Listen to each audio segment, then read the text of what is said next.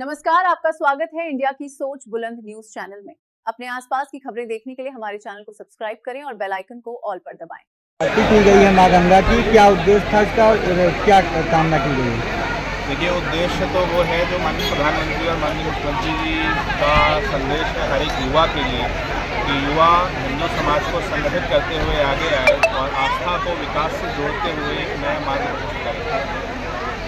लगातार ये कितने बार की आरती है और ये कौन सी आरती थी? हम लोगों ने फरवरी में एक संकल्प लिया था। 12 फरवरी को हमने पहली बार यहाँ गंगा आरती आरंभ कराई थी, जो भव्य महाआरती होती है। और हमने एक संकल्प लिया था कि हम हर पूर्णिमा को महाआरती कराएंगे और डेली यहाँ पर गंगा आरती होगी। आज ये तीसरी आरती है पूर्णिमा की। अगली आरती 1 मई की पूर्णिमा को है। मैं आप सबके माध्यम से, क्योंकि हम इस आरती को, ये आरती मेरी नहीं है, ये आरती मेरे द्वारा, मैं निमित्त मात्र हूँ। ये आरती माँ चंद्रिका की और माँ गंगा की आरती है और ये पूरे क्षेत्र में श्रद्धा का विषय बनता जा रहा है। अगली आरती के लिए मैं हर घर से निमंत्रित करना चाहता हूँ, हर परिवार को निमंत्रित करना चाहता हूँ कि आप आएँ और माँ गंगा की आरती का हिस्सा लें। आज इस आरती में जनता भी मौजूद थी, भक्त भी मौजूद थे। आपने इसमें संकल्प लिया है कि जो है एक एम्बुलेंस का संकल्प लिया है और जो माँ चंद्रिका देवी मंदिर है उसके ध्वज को लेकर संकल्प लिया है, इस पर क्या कहें? धर्म का ध्वज, हम कहते हैं ना, धर्म ध्वज रक्षक। तो धर्म का ध्वज हमारे हिंदू समाज के लिए एक बड़ा संकल्प होता है और हमें संगठित करने का एक बड़ा माध्यम होता है। हमारा पहला संकल्प है कि अगली आरती 1 मई को हम यहाँ पर माता को एक एम्बुलेंस समर्पित करेंगे। हमारा दूसरा संकल्प ये है कि हम जो माँ चंद्रिका देवी धाम का ध्वज है, उस ध्वज को, जैसे आपने राम मंदिर में देखा था ध्वज की स्थापना हुई थी, वैसे ही हर एक घर से मैं चाहूँगा भक्त आएँ और हम सब मिलकर माँ चंद्रिका देवी धाम में भव्य ध्वज की स्थापना करें। आप एक फाउंडेशन भी चला रहे हैं, किस तरह का फाउंडेशन और क्या ये मदद कर रहे हैं यहाँ पे? रेड फाउंडेशन का उद्देश्य गाँवों को स्वावलंबी बनाना, सशक्त करना और विकसित राष्ट्र की नींव डालना है।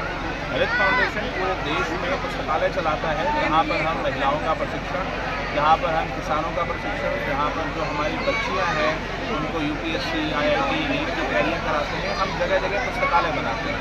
मुझे आपको बताते हुए हर्ष हो रहा है कि हमारा जो 50 पुस्तकालयों का संकल्प था, उसका आरंभ भी अप्रैल माह में 18 तारीख से होने जा रहा है। कार्यक्रम का स्थान और उसकी भूमिका हम आपको जल्दी शेयर करेंगे।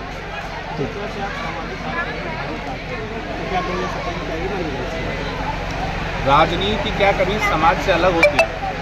राजनीति को वापस से सामाजिक कार्यों से जोड़ना, धर्म से तो राजनीति हमेशा से जुड़ी रही है, लेकिन समाज की मुख्य धारा में यदि आप आना चाहते हैं तो राजनीति सेवा का एक बड़ा माध्यम होती है। हम लोग पिछले 10 वर्षों से सार्वजनिक जीवन में 10 वर्षों से सेवा कर रहे हैं। राजनीति उसी सेवा कार्य को अपने भगवंत नगर क्षेत्र में जो मेरा परिवार है वहाँ तक ले जाने का एक माध्यम है। आपके साथ साथ कई जो समाज सेवी हैं वो भी भगवंत नगर विधानसभा में एक्टिव हैं। आगामी 2027 के चुनाव को लेकर वो भी जो है टिकट मांग रहे हैं, आप भी दावेदारी कर रहे हैं, क्या कहेंगे? बहुत अच्छा है, मेरी सबको शुभकामनाएं।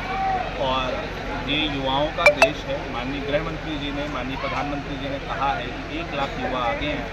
मैं सभी प्रत्याशियों को शुभकामनाएं देता हूं कि वो बिल्कुल क्षेत्र में रहें, क्षेत्र के विकास के लिए काम करें, क्योंकि देखिए उससे अंतिम फ़ायदा किसका है? जनता का।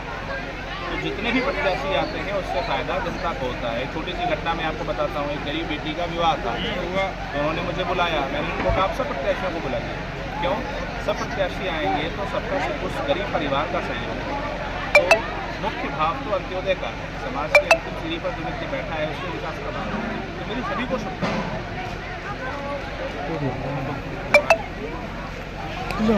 ठीक है।